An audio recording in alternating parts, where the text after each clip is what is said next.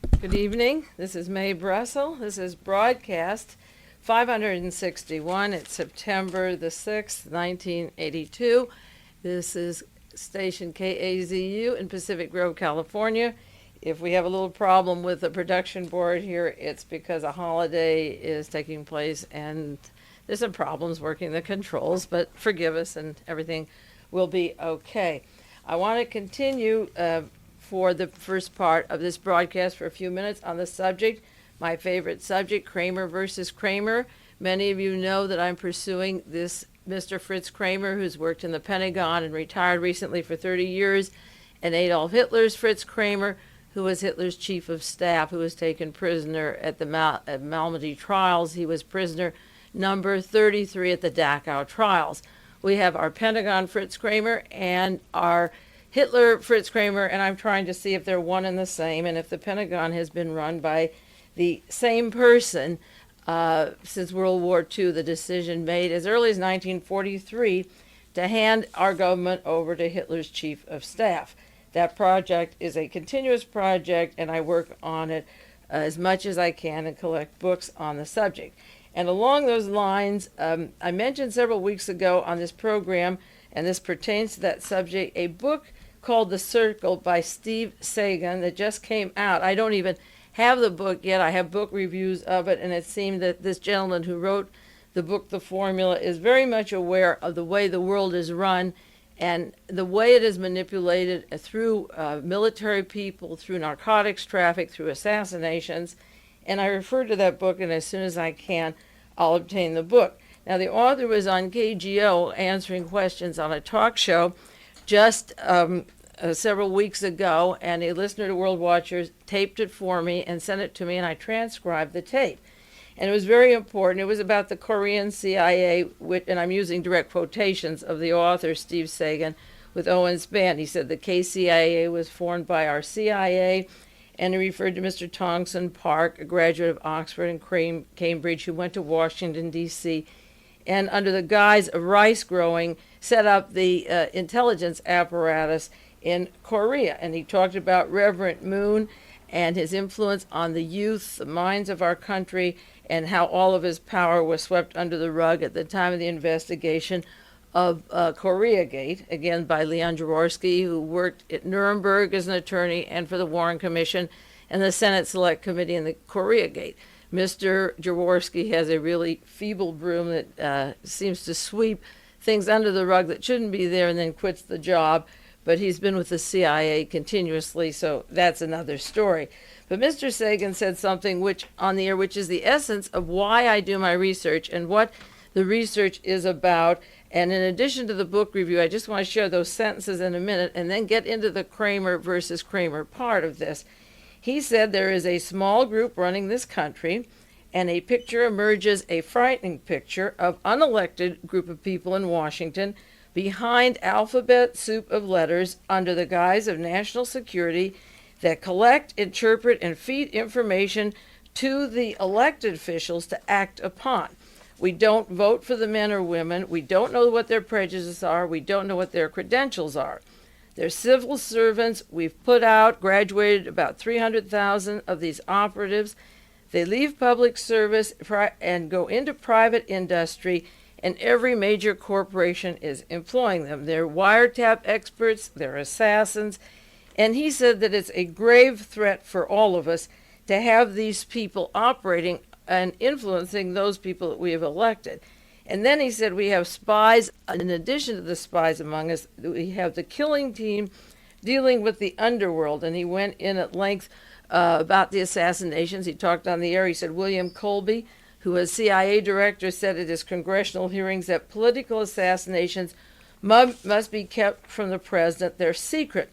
And then he went into Tongson Park and the money for the operations of Koreagate that influence our members of Congress. And it's very valuable because when Ronald Reagan wants to get the votes across, he calls in House Speaker Tip O'Neill. He twists his arm. He reminds him of Koreagate and all those little sexual parties they had in and out of the congressional offices. And then Tip votes, of course, the way Ronald Reagan wants. Mr. Sagan said, they're also moving drugs. I went to Palermo, Italy. In doing research for this book, I visited the heroin laboratories. A chemist runs them. They make morphine bricks. They're distributed through Amsterdam from Palermo, Italy, into New York with diplomatic pouches, airline stewardesses, to our own society that affects our children. And this circle that he talked about in this one book is Korea and organized crime. And then one woman called up on the program. It is a talk show. And she reminded him that Philip Habib was, 10 years ago, was the bagman for Koreagate. He's now on the directorship of three mysterious corporations. One is Bechtel, which is privately owned and totally unexposed to the public view. And in his experience, he was the ambassador to South Korea. And earlier than that, he represented the State Department at Seoul, Korea, when all of the bag money, the narcotics traffic was beginning to pour in. The South Koreans got $20 billion to send 3 crack troops down to Southeast Asia, to Vietnam. And Korea was into the drug traffic and the operations of the heroin and cocaine. And he said also, Mr. Habib, in addition to the Bechtel Group, works with an Oriental connection and a Central American intelligence. Now, Mr. Habib is the moderator of the Israeli-Lebanon conflict, and I mentioned several weeks ago that the true story of the battle over there is Mr. Sharon separating and dealing drugs with Mr. Gemayel, and how they would use the towns and ports of Lebanon, and the large heroin, cocaine, opium traffic would go out of Lebanon, and Israel and Lebanon would profit from this. And when Mr. Habib was made the moderator of this conflict, and they found out he was on the payroll of Bechtel, they asked Mr. Begin and Mr. Sharon, what do you think of this? They said, that's fine. We love him. Well, Bechtel is very anti-Israeli. They represent the Saudi Arabian government that has blacklisted people dealing with Israel. So that in that conflict, we call it a conflict over there, they know what they are doing. And Mr. Habib was involved 10 years ago in the Koreagate when the drug traffic, the CIA, and the foundation of Reverend Moon as a spy agency under the guise of religion was set up by Admiral Burke and our Central Intelligence Agency for the anti-communist push in Southeast Asia beginning in 1961-62. They were working on this operation. Well, with that in mind, I got out my hearings of the Koreagate. I have 10 volumes of the hearings that went on in 1977. And the first person I turned to involved with Reverend Moon and Tong Sun Park and the Korean CIA was, I turned to a FBI report and a correspondence to Mr. Salinan from Dan Pfefferman. And those are two of the high executives of the Moon operation, the Reverend Moon, and using the World Christian movement. And one of the items there was one appointment, September the 11th, 1974. Lunch with Sven Kramer on Thursday to discuss Vietnam. He has not seen us since our return. He invited Louise and me to be his guests. Now, Sven Kramer is the son of Fritz Kramer. He was born and taken right to Nazi Germany during the war, and when Kramer was through with his army stint, he came home to pick up Sven, and his mother, father were IG Farben people and well off in Germany, and brought Sven to the United States, where he was a protege of Alexander Haig and Henry Kissinger, and his son went into the Pentagon and the National Security Council. So Sven Kramer appears in this scene as a moderator through the Koreagate, along with the others of Reverend Moon and the super spy agency that wants to turn the world Christian. Also in this memo, there was an internal security memo about Reverend Moon, and they said, we will use the church and missionaries in countries like Greece and Portugal to coach anti-communist forces as a catalyst for effective action. Then another memo, internal security. How about the news leaks? They're getting ridiculous. The Pentagon Papers, etc. The White House is investigating reporters, also muckrakers, that crucified an American president. They're referring to Richard Nixon. Now, Lawrence Stern, he was a radio moderator at the time that we don't hear of anymore, of all people, comes up with a story quoting minutes of a top secret State Department meeting at which Secretary Kissinger allegedly ordered the CIA to overthrow Allende. I really want to do something about this. We'll start with the TIDE, T-I-D-E, large letters, whatever the code word is, but I seriously would like to suggest putting muscle behind it sometime in the future and let things settle down. There should be laws against this kind of thing. Now, later it turned out that Henry Kissinger had ordered the removal of Allende. Allende was murdered. He said this is not acceptable. The people of Chile can't decide for their interests.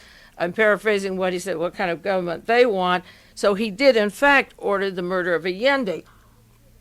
But Sven Kramer is working with the Moonies to find, and the Korean CIA, to find a way to get even with a man who told us that Kissinger was this killer and planned these murders of heads of states.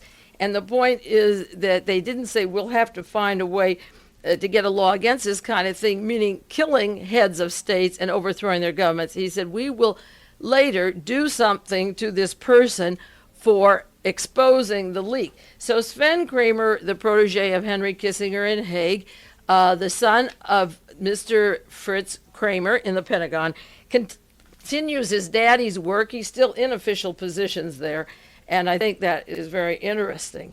I took out Who's Who, the 1975 edition, and looked up the biography of Mr. Habib, and when men are traveling back and forth as much as he is playing both sides in the middle, it's interesting to look up his role, and also because of the narcotics traffic. And Mr. Sagan said it's still going on. The bricks, the opium, the heroin and cocaine, the Korean, the Golden Triangle down there of Southeast Asia into Palermo, and no longer Marseille, but Amsterdam to the United States. And sure enough, in 1962 to 1965, the very year that the Moonies were formed with the memos of these hearings saying we'll have a CIA operation, we'll train the youth as spies for all over the world, he was in fact in Seoul, Korea. That was the era when John Kennedy was murdered, and he was stationed as an ambassador or representative of the State Department in Korea. Then Mr. Habib in 1971 was the ambassador to Korea and Seoul. And then when Richard Nixon became in trouble after Watergate and was exposed starting in June 72, by 1973-74, Reverend Moon brought over his multi-million-dollar channeling propaganda for the great hero Richard Nixon, and tried to affect the American opinion of whether he should be impeached or not with all kinds of vigils. And Mr. Habib had positions over in Korea. This was brought up just on the talk show. I hadn't looked it up before. Now, one other matter on Kramer versus Kramer that might interest you to continue it. I got a letter from Fletcher Prouty. He wrote The Secret Team. He was the liaison of the Pentagon to the CIA and had very important positions there. And he said in the Pentagon phone books, all the higher level types are listed twice, at least once in their alphabetical listing, like K under Kramer, once in the functional listing. Kramer is always in the former, the alphabetical, but not often in the latter, he says. And he sent a letter to Charles Spears that Charles sent to me. Here is something that may be helpful. I have taken out a set of Pentagon telephone directories from past years. They list things just as they are, but some weird things happen even then. For example, one time Haig was in two different offices at the Pentagon at the same time. That does not happen. There are a lot of people who get a Pentagon phone listing with an office listing who never spent a day in the Pentagon in their lives. And he looked up his telephone book in the Pentagon. In the summer of '63, that's just prior to the Kennedy assassination, the director of coordination analysis was General L.E. Shea, S-H-E-A. Dr. Fritz Kramer was listed in room 3D631, the same as Mr. Shea. This is a room of the directorate, but under the directorate heading, there is no Fritz Kramer there. He's listed in the room, but there's nobody in that room. It's a Colonel Reed. In the fall of '63, under the Directorate of Coordination and Analysis, Policy and Strategy Division, Colonel W.R. Reed is in room 3D631 listed, and Kramer is listed, but he's not listed under the directorate. He's in the alphabetical listing only. In the Pentagon system, this is most unusual. I'm reading this to you because Fletcher is such an expert on both the CIA and Pentagon, and if you want to know his credentials, read his well-known book, The Secret Team. In the summer of 65, again, Kramer is listed in a room 3C626 under the alphabetical, but in that room is Colonel Knowlton, and he's listed in there, but he's not there. The importance of this, because Fletcher writes that all the time he was there, he never saw Kramer, is that Kramer could be traveling internationally all over the world and be listed in the Pentagon in particular room numbers. I'm convinced he's part of Otto Skorzeni's Odessa network, and even in 1944-45, when the war was winding down, I read to you from the Pentagon that he was in 7 different countries. In 1967, the Directorate of Studies was Colonel B.C. Burnell, room 3C632. Kramer is listed as a special assistant with a Dr. J.G. Honig, question mark, doesn't evidently exist. In the spring of 68, in the Director of Studies, General W.O. Query is in a room, and Kramer is listed there, but in that room is a Lieutenant Colonel J.D. Nacy. In the winter of 68, the Director of Studies, Mr. General Query, is assigned to this area. Kramer is listed as a special assistant, also Colonel Nacy, but the room that he's assigned to is far away in the Pentagon from his boss. By 1971, he's a special advisor to General W.K. Bennett, but he isn't near him, and Fletcher said that's almost impossible. The special advisor is close by. It is strange to find his office so far from the general's office. This is a clue to some unusual assignment. Usually the general would have his very senior special advisor right next to him. I do not ever recall meeting Kramer, even though I was in the Pentagon during many of the years he was there. The contacts I had with the Army while I was chief of the Special Operations Division of the Office of Joint Chiefs of Staff were mostly with the General Counsel in the Army, who was General Counsel Joe Califano. And this is where Alexander Haig comes in. Now, Haig is so much part of the Fritz Kramer connections to Henry Kissinger and Alexander Haig. I'll update you on this. This is the Haig story as I have known it, and I know it quite well because I worked in that office. I headed the senior office, the Joint Chief of Staff office, and Califano and Haig were one step down in the Army. I also had Navy and Air Force contacts. One day, Califano introduced me to a new young major who just was assigned to his office. It was Major Haig. There was a big office. He was the end of a hall. There was a door into another office, and he could not be seen. Haig sat there. As I understand it from some of my Army colleagues in the Joint Chief of Staff, Haig at West Point had been in charge of a group of cadets. He did such a poor job with them that he got in trouble. It was so bad that one of the cadets, who was the son of a senior Army general, General Trudeau, actually hired a lawyer and brought suit against Haig. Such a thing is unheard of at West Point. We would have to examine that scandal because I have my private opinions of what went on in England when Ronald Reagan was there, but it'd be interesting to check out why General Trudeau's son was suing Alexander Haig at West Point. He goes on. Haig was quickly transferred to the Pentagon after that, and given the gopher job with Califano. Of course, Califano was the contact man for the Army with the Central Intelligence Agency. Things came to the Joint Chief of Staff through my office to Califano. It was very secret. In this capacity, Haig was working with Army Special Forces, those are the Green Berets, and the Wilson and the Turples and the Corporal they hired the Green Berets and Special Forces, and the Green Berets trained the gunmen who later shot Kennedy's head off in Dealey Plaza. They did that at Fort Bragg, North Carolina. They practiced on trains going through an area there on shooting Kennedy's head. He doesn't have that in the letter. I have this from people who trained with the Special Forces. He said in this capacity, Haig was working with the Army Special Forces. Many were undercover CIA, and he knew a lot of CIA. One day, I came down to Califano's office, and I entered the door, and he signaled for me to be quiet. Then he showed me a paper. It was Haig's promotion to lieutenant colonel. I went down to the Pentagon concourse and bought him a set of Lieutenant Colonel leaves for Haig so Califano could pin it on him. Haig was getting pushed along with promotion so he could hold down a special series of jobs in the Pentagon.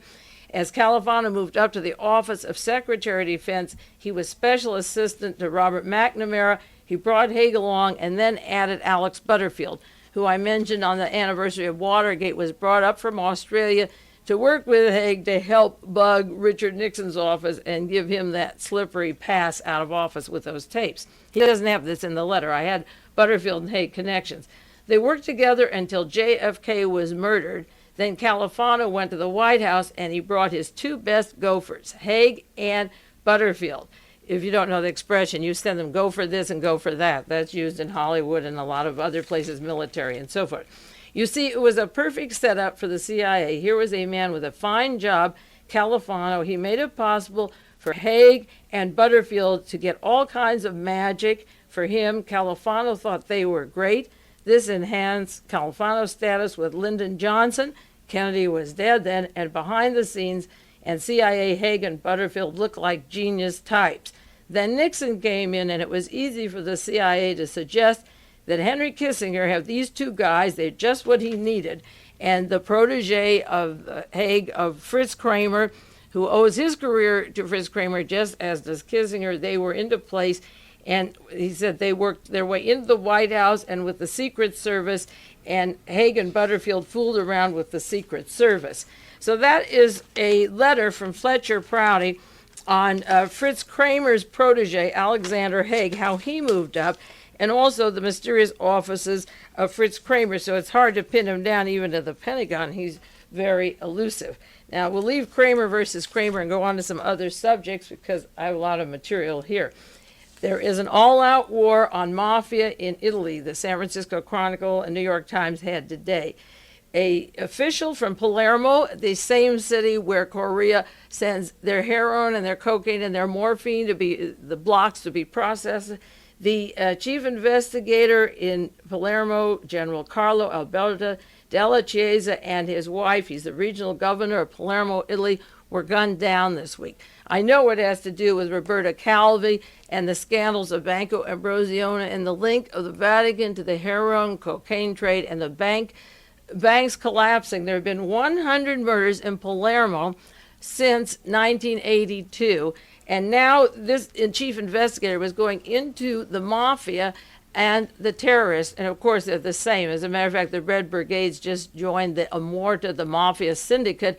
And I always said that the cover for disrupting the communities like Operation Chaos that the CIA and FBI had in the United States was taking place at Italy for a long, long time. So another regional governor was shot, and now they're saying in Rome, we are going to stop this mafia control of the government, of public officials. They seem to have had enough. Now, they can't run the government. They can't keep money in the country. It's going to Swiss banks, overseas banks. The banks have collapsed. The murders are going on continuously. Nobody can investigate them because the judges and the investigators are being knocked off. As a matter of fact, Michael Sindona, the banker for the Vatican, has been charged for a murder of one of these people, along with David Kennedy, who was our Secretary of the Treasury under Richard Nixon. The only way to clean up that mess in Italy or in the United States is to get rid of the mafia out of the White House, out of the Justice Department, and stop the domestic killings in the United States that are going on. They're not as obvious to some of you, but if you follow it every week and add them up, they're all interrelated. The people that are being killed, many of them have links to this tangled web, and the web is coming apart, but there have to be drastic changes made, and made quickly. There was a picture in the San Francisco Chronicle this morning, September the 6th, reviewing guard, Egyptian Defense Minister, Field Marshal Abdel Abu Ghazala marching along, and the goose step in front of him, and Mr. Caspar Weinberger in Egypt.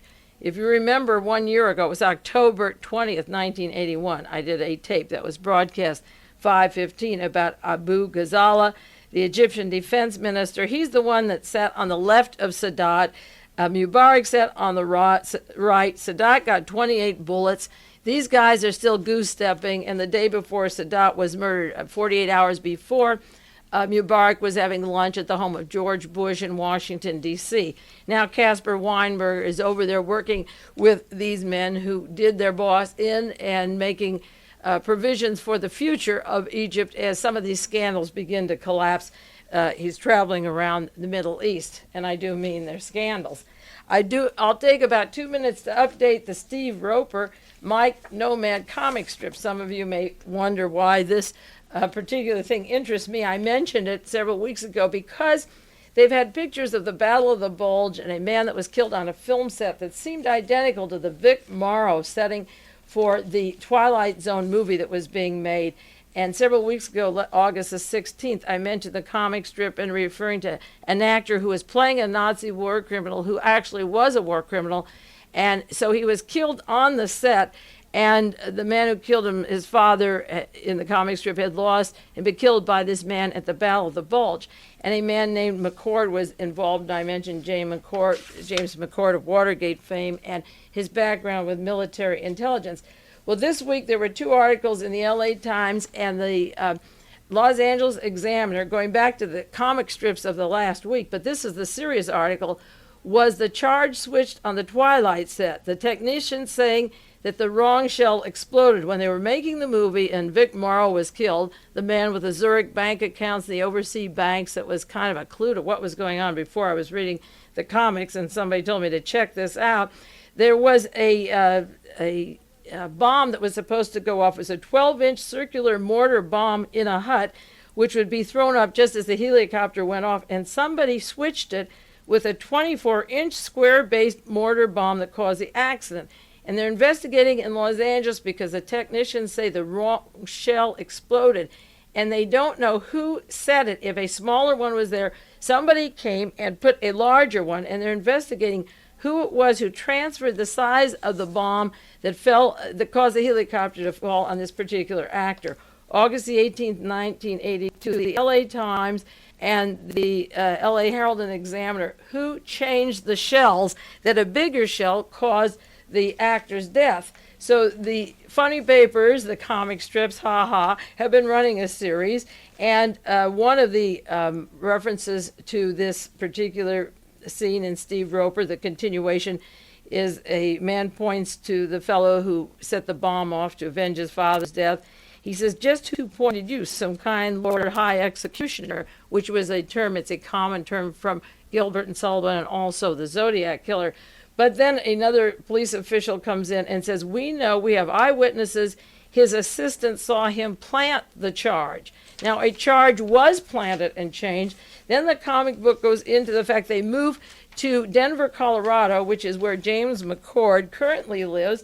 And then this week, just yesterday and today, they have him at the Jersey Turnpike with a large truck filled with meat. And he's moving a truck. This one character is the Rocky Mountain Beef from Denver, Colorado. Well, David Murdoch became a partner with Mr. I've got a mental block on his name, Armand Hammer, bought the Iowa Beef Company, and David Murdoch hired and has hired Robert Haldeman as his full-time assistant. Haldeman helped set up some of those assassination teams in the White House when he was working for Richard Nixon, and had this extra fund of hundreds of thousands of dollars in his desk that also filtered down to people opposing George Wallace's nomination or running for election at the time. So the article, funny paper, brings in planting bombs, the beef, the Denver, Colorado, the Iowa, the Rocky Mountain beef, and then today there was another part talking about I was pulling a reefer full of beef, meaning a refrigerator, or it could be marijuana, because David Murdoch is from Arizona and he's very close to Barry Goldwater and that entire syndicate. You can't read too much into it, but the names are interesting. The Battle of the Bulge, the planting of a charge, the meat company, Denver, Colorado, New Jersey, with all the conflict of Raymond Donovan, the Labor Department, and the murders of people around Donovan. So whether or not this is all coincidence, I don't know, but it seems strange, and I'll keep you up on the certain words that are used. And if you find more, let me know. There's so many similarities to the death of this actor on the set that I'll just watch it from week to week or day to day and see how it goes. Now, in one more minute before the half hour is over, Will Hayden Griffin died. He's a retired FBI agent, lived in Dallas.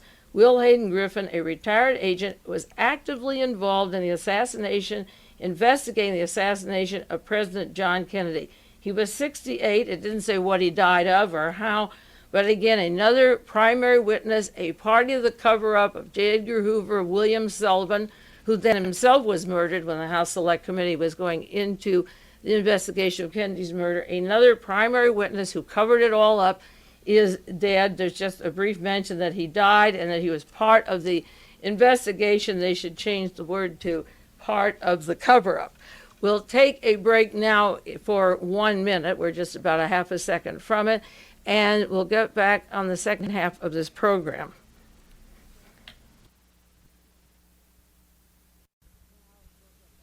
Now we'll get back on the air. A few little problems here at the station, but I think we're okay. Thanks a lot. I had some help here, and I'll say thank you, and I'm on my own, right? Okay.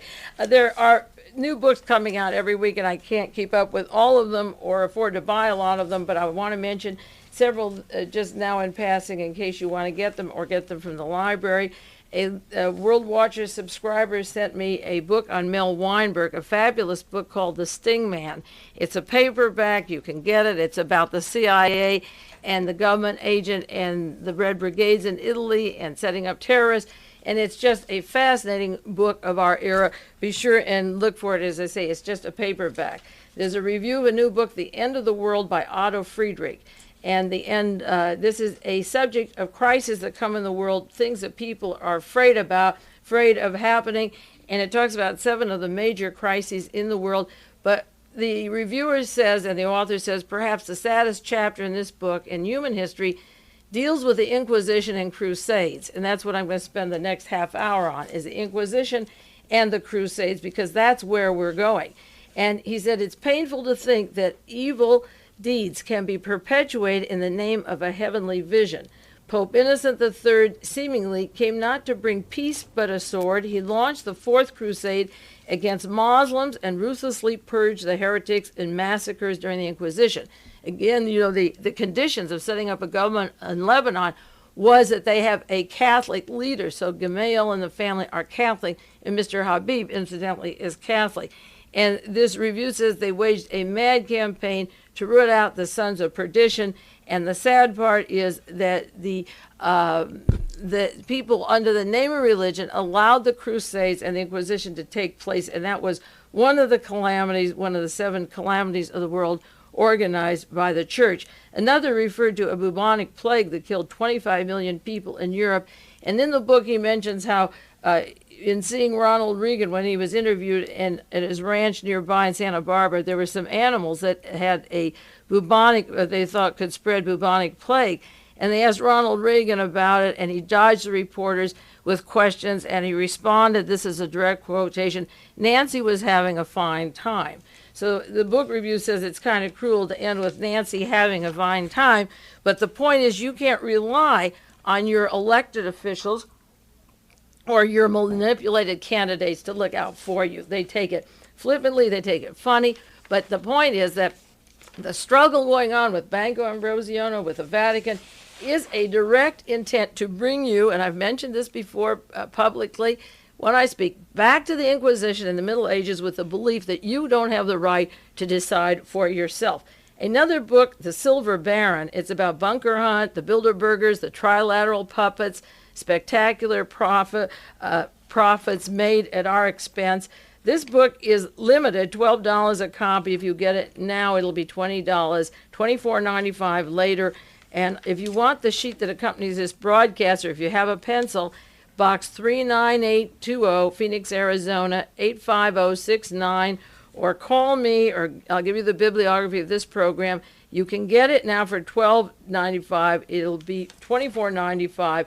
It's called The Silver Baron. And another book, there's so many, but I'll just mention 4 quickly. There's a book called The Chosen Instrument, Pan American Airlines One Trip. And this is a book about the power of One Trip, how Pan Am was built, and the this book is not favorable to Mr. Tripp. It's about the power that he accumulated in his airline and built himself up so he would have a monopoly of the air routes. And you remember when Air Florida went down last year in the river at the Potomac, and I outlined on the radio the sabotage of that plane, trying to break Air Florida, give the monopoly of the airlines to Western Airline, and Pan Am took over Braniff. There was a conflict of the major airlines and American Airline playing dirty tricks. Investigation was covered up to give the routes of Braniff to Pan Am so they would have monopoly of every country in South America. And whoa, be careful if one airline has every single country in South America, including the Antarctic and so forth. Now, last week I mentioned just briefly the article in the Wall Street Journal by its a reference or interview with Carlo Calvi, the son of Roberto Calvi, who was found dead last June in London, and that seems a long time away, but it wasn't. And in this particular interview, he said that his father, the murder of his father, I'll give you the direct quotation, "The murder of my father was caused by a backdrop of a complicated power struggle within the Vatican. Roberto Calvi, his father, had close financial dealings with the Vatican. He tried to keep it at a business level. He stayed away from the policy questions facing the church. It was strictly business. Then the relationship became politicized because the people putting the money into the church, the multinationals, it turns out, want to make the decisions for the church. The Vatican had large holdings in Banco Ambrosiano," Carlos said, "and they were on the verge of completing an arrangement that would have reduced the Vatican Bank's holdings in that Banco Ambrosiano and the debt of 250 to 400 million plus 1.4 billion. That debt would be assumed by the Opus Dei. Opus Dei is a well-financed Roman Catholic lay organization based in Spain, politically and religiously conservative, from many heads of states of Europe, the top financial leaders. The controversial arrangement of Opus Dei, assuming Vatican debts, would be controversial with the Vatican because Opus Dei would have sought clout within the Vatican in return for assuming the debts." Those are direct quotations. Translated, it means the Vatican is broke. Opus Dei, the medieval feudal-minded, wealthy lay business people, would dictate to the Pope, present or future, the policies they would demand in order to maintain their profits. They would select cardinals and archbishops and priests, the lay organization, because they had assumed the debts of the Vatican. Now, Opus Dei is described in a New York Times article that I'm going to share with you, and also by Jonathan Marshall, who writes for Inquiry Magazine and who is coming out soon to work for the San Jose Mercury. I talked with him today. He's one of our really great researchers and has a great newsletter. And he just did a 20-page article on the importance of secret societies. The Round Table in England, the Council of Foreign Relations in the United States, the Opus Dei in Spain, that also has offices in Rome, the Masonic Lodge in Italy, and he lists some of these very important organizations, all Catholic. In France, the Sovereign Military Order of the Templar of Jerusalem, the Temple of Jerusalem, and in the United States, the Catholic Order of the Carmelites, the Synod of Bishops of the Russian Orthodox Church outside Russia, and in the United States, the Sovereign Military Order of the Temple of Jerusalem with headquarters in Pennsylvania. Now, those are the secret societies that seem to have the clout in this country and have the top officials of our Pentagon, such as James Angleton and John McCone, Reinhard Gehlen, and it's a who's who of the CIA and directors are members of the Sovereign Military Order of Malta or the Opus Dei or both. And I'll do more of this newsletter with you, but I want to share with you the outline I did of an article. It was in the New York Times specifically on the Opus Dei to show you how it affects our lives, yours and mine. Even though I'm not a Catholic, and many of you may not be Catholic, it affects all of us, because when a handful of business people and heads of corporations dictate to anything as vast as the Vatican what the Pope can say or think, then all the masses in El Salvador, Guatemala, Nicaragua, Chile, Argentina, Peru, all over the world become liquidated as in the Inquisition as heretics. Humanists have to be wiped out. Anything that isn't strictly according to their orders. And if the Pope gives the order, it goes on down. And there are more Catholics in the world than any other religion. But if a Protestant wants to help a Catholic priest, just if you're in a country where a priest is shot and you help, you're gunned down too. And you end with a world safe for the Crusades and the Inquisition. Now, the New York Times, February 14th, 1982, has an article by Paul Hoffman, The Showdown for the Jesuits. And this is very important because the man cracking down on religious freedom within the Catholic Church, Mr. Cardinal Casaroli, just met with Ronald Reagan in Boston a few weeks ago, and he's come up with the idea that the Catholic Church should replace the United Nations, that it is appropriate mediator for all international issues. This was in New Solidarity, August 9, 1982. Cardinal Casaroli, the Vatican Secretary of State, on his recent trip advanced the idea being made by Pope Paul II that the Vatican should be the decision maker for all nations. I don't know how that grabs you, but we'll go more into this. Now, in February of this year, in 1982, in the Villa Cavaletti, the head of the Vatican and the Catholic Church met. And the purpose of this meeting, they were aware that the Pontiff, Pope Paul II, was dissatisfied with the direction that his Jesuits have gone. Some Jesuits are very conservative, and some were turning liberal and sympathetic to the masses and trying to follow the preachings of Jesus himself, and that isn't grabbing the Pontiff very well. The article says there was a determination to bring wavering members in with a conservative leadership. Now, I mentioned before the Pope was shot because he wasn't more conservative. He was shot by a far right wing, working with the neo-Nazis and the Grey Wolves.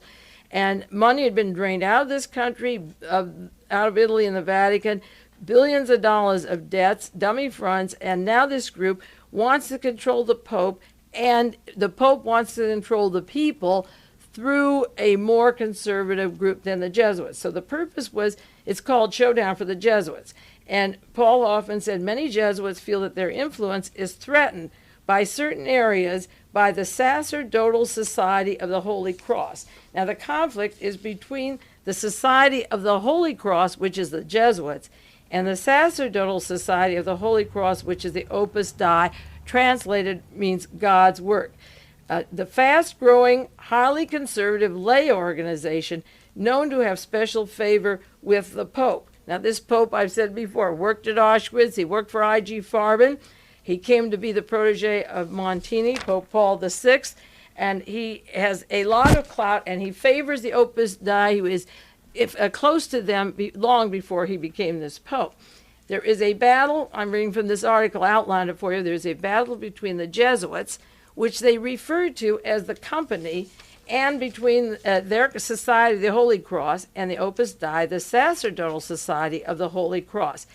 The present predicament between the groups is deepened by Pope John Paul's interest in the Opus Dei. He is interested in them and not in the liberal Jesuits.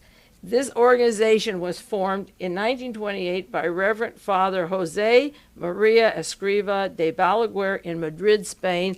And Madrid, Spain is where Otto Skorzeny set up the network with Martin Bormann for the Fourth Reich, for World War III, and the resurrection of the Hitler regime after a certain time period overlaps. The headquarters are in Spain, and they're motivated to counteract what they consider anti-clerical trends in Spanish society.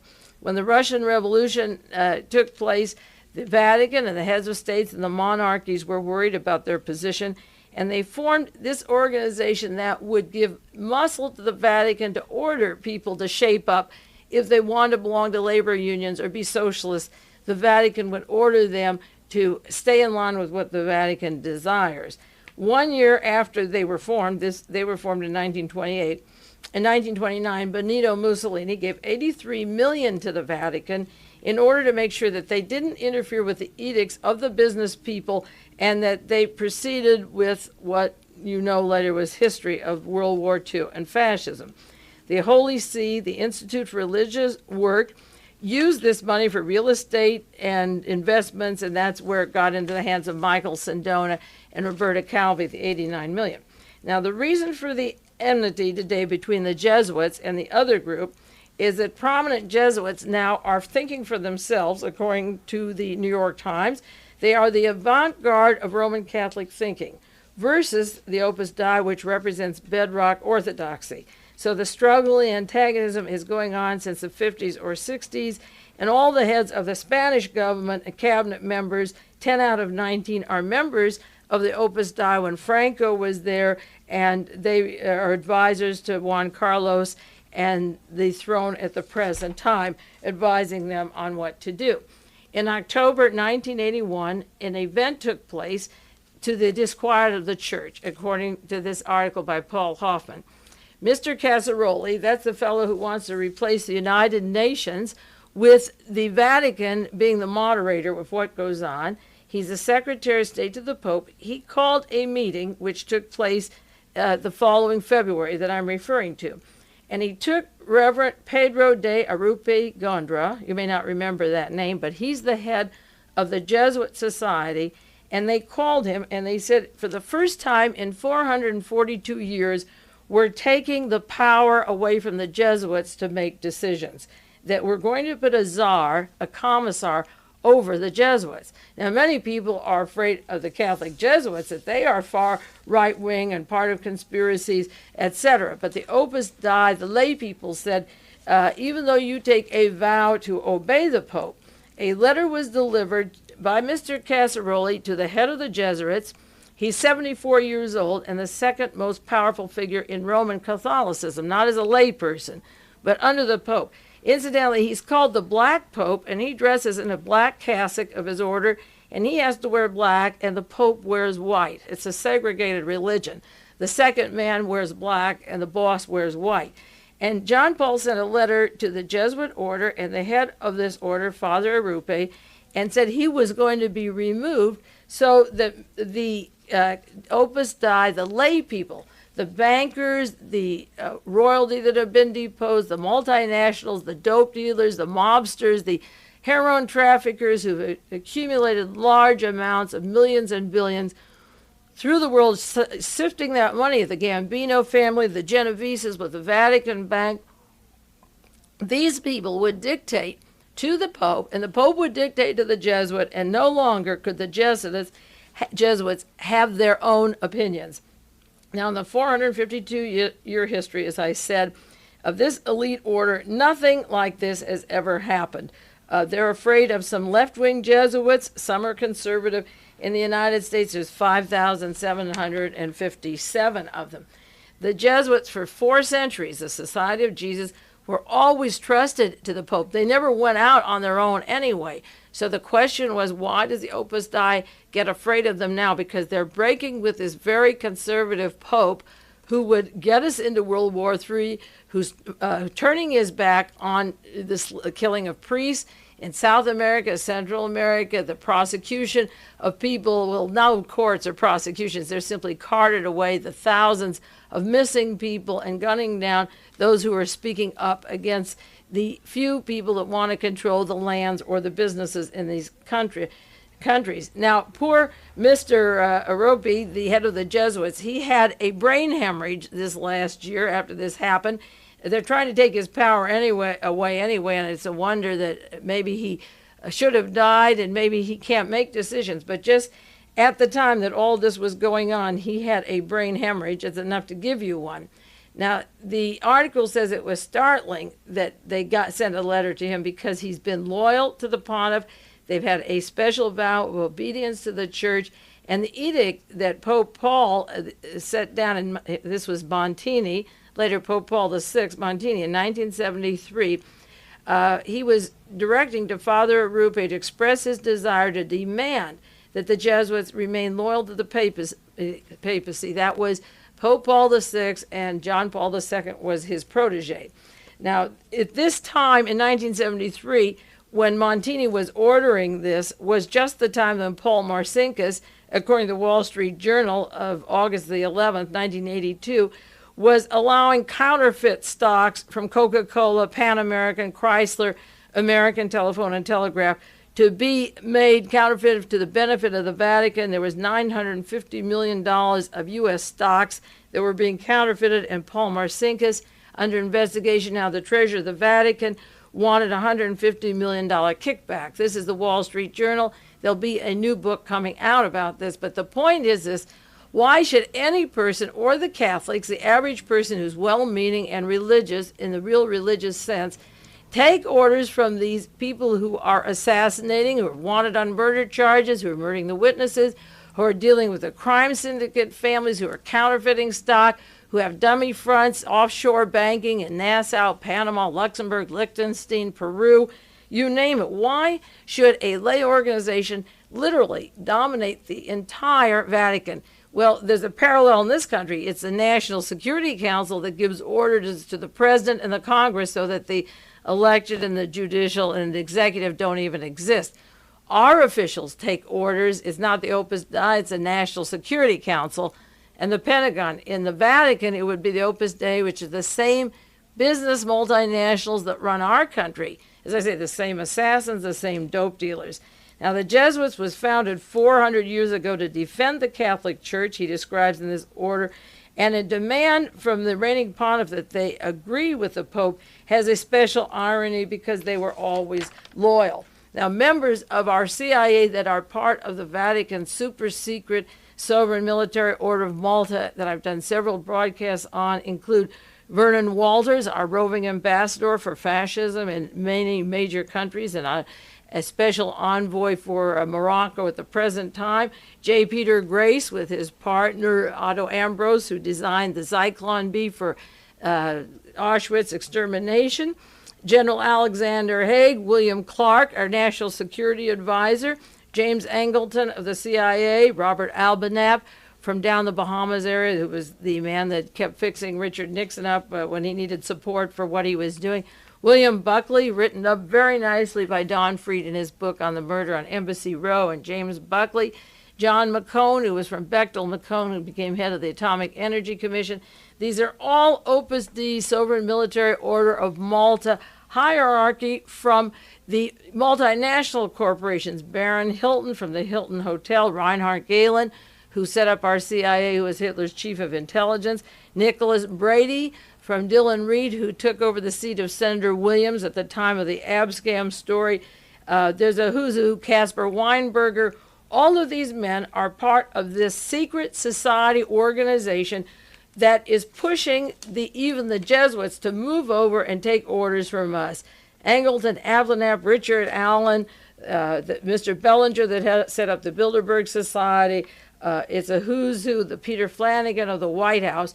Lee Iacocca of Ford and Chrysler, he's a member of this group and organization. And it was Chrysler securities and stocks are being forged by the Vatican so they could use it, $950 million worth of security. He wasn't at Chrysler at the time, then he was at Ford. He just went over to Chrysler. Well, this article, Showdown for the Jesuits, refers to the Jesuits as the company. Now, every man I mentioned on that list of this particular group is in the CIA, and the CIA calls itself the company, and every head of our CIA is also part of the Opus Dei and the Jesuits. If that doesn't scare you a little bit, I think it should. They have referred to themselves, and I didn't know that the Jesuits called themselves the company, but Paul often refers to that, and when our OSS became the CIA, it took the name of the company, and that year Reinhard Gehlen, or a year before, was knighted by the Vatican, and William Buckley of the CIA, and these names that I'm mentioning, like Elmer Bobst and so forth, all also have a direct connection to Permindex, to Credit Suisse, to the murder of John Kennedy, Robert Kennedy, Martin Luther King. Alexander Haig is part of this.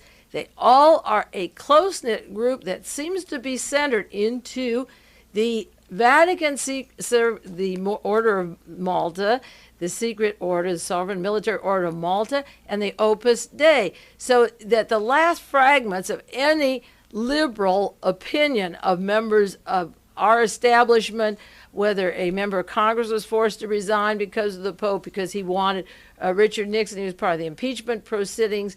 They can't hold overt opinions different than what is ordered down. And it was really cute to get the Vatican so much in debt of 300 to 400 million plus 1.4 billion, and then say, okay, we'll assume your debts if you let us take over the thinking of the Vatican. And this is what Carlo Calvi said.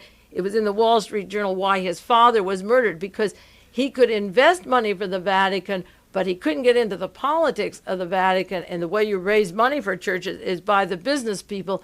So the business people want to run a religious institution for their own purposes. Now, there is in the same article, it says there's talk that Opus Dei wants to take over the Vatican radio from the Jesuits. They run the radio station. It's the largest antenna in the world, and Opus Dei wants it, and they're offering money. This was last February to take over the radio station. He says the conflict of the popes and Jesuits. There is talk in Rome that Jesuits, some may have to leave the order. They can't stomach going on. If one half of all of the Jesuits have to leave the order, it would be better than the present confusion and distrust. So they're forcing them to leave and drop out of religion, just as the Berrigans dropped out of the church and became lay people. They're forcing them to leave the church so the church doesn't have to deal with them or look at them. Pope Paul II made it clear who is boss. This is at that February meeting this last year. He is the boss also of the Jesuits. And they referred to a Representative Peter Hebblethwaite, former editor of the British Jesuit magazine called The Month. And he's becoming an aide to Pope Paul. He was a scathing critic, an aide to Pope Paul VI and the Roman Curia in general. And now he left the order because he couldn't stand it. And he's one of those who publishes articles, but like the Berrigans, left the church. Now, Montini, Secretary Montini, the mentor of Pope Paul VI, in 1974, started cracking down on the liberals. That's before this pope came in. He said there's tendencies of an intellectual and disciplinary nature that exist that, if they're encouraged, would introduce serious and perhaps incurable changes in you Jesuits. And we can't change the essential struggle. So as people got enlightened and allegedly walked on the moon and made many scientific discoveries, the belief even that people could get along or coexist with China or Russia or stop manufacturing bombs or maybe loving each other is an impossibility, because what they want to do is go back to the strict structure of the church. And Opus Dei ran a paper down in Chile that was part of the destabilizing of Allende when Allende was murdered and made the country safe for Nazis and Pinochet and torture and Colonia Dignidad and the horrors that went on in Chile. And they also, I think I mentioned last week, were involved with the Bund Corporation that was behind, it's written up in the Were We Control, that was behind a part of the murder of the Kennedy brothers, the orders that came out of Argentina. Now, in conclusion to this article, in 1956, Father Arrupe, when elected the head of the Jesuits, had a reputation as a liberal. He wanted to help the poor, he wanted to help the underprivileged, and change with the times. He visited almost every country in the world and the United States, and he had understanding for Reverend Daniel Berrigan and visited the anti-war Jesuit in a federal prison. Now the Jesuits are leaving the order. Europe, Netherlands, South America, Central America, and the United States. In 1773, Pope Clement XIV cleaned out and disbanded the Jesuits because he thought they were diverting from the way they wanted the Roman Church to be run. They caused too much dissension in meddling affairs and in secular power. In 1814, the order survived in Tsarist Russia, and the Jesuits began a new start. In 1982, the Opus Dei is taking control of the Jesuits, orchestrating their traditional turf. And incidentally, there are some articles that came out of London that I've written for, and I don't have yet, with pictures of the flagellation instruments, the instruments of pain that they recommend. The Jesuits have, it's called the discipline of mortification. And they're stringent, they're very stringent. And the Times of London in 1981 ran an article on self-inflicted ways of having mortification And they had pictures of instruments that the Opus Dei is selling or presenting to you that you should use if you're a good Catholic. You get out your instruments of mortification and you just have a ball. That's so much fun. Going back to the Middle Ages and back to the feudal systems. Now, in this article, he also says that there is a church mafia, the Opus Dei. Many ominous things were said in the past. Now they're being said about the Opus Dei. They call it the Holy Mafia.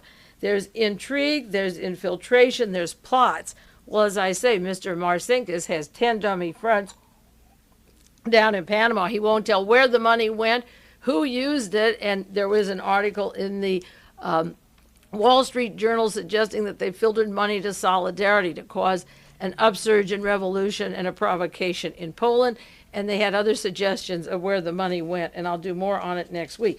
But the problem, and this article was written in February 1981, is that they're into a situation like the mafia and mysterious monies and mysterious bosses. And then in 1 minute, I can summarize by saying we make a full circle that I talked about, the Steve Sagan's book. You have the military, you have the mafia, you have the church at the worst, and written up in that new book about the crisis in the world and the horror. One of the 7 worst things in the world were the Crusades and the Inquisition brought on by the church. So we have a full cycle going today that we had back in the 14th century and on through the years, and they want to push us back there, push our thinking there.